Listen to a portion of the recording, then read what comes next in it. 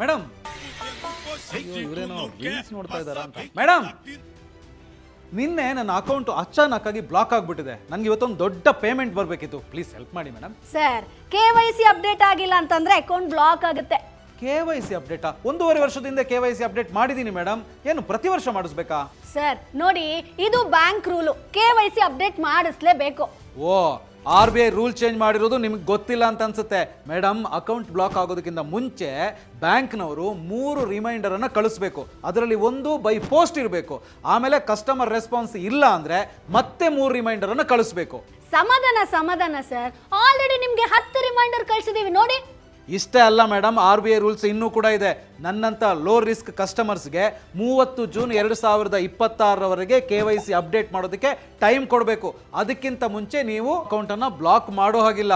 ಇಷ್ಟಾದರೂ ನೀವು ಇದನ್ನು ಸರಿ ಮಾಡಿಲ್ಲ ಅಂದರೆ RBI ಒಂಬುಡ್ಸ್ಮನ್ಗೆ ಹೋಗ್ಬೇಕಾಗತ್ತೆ.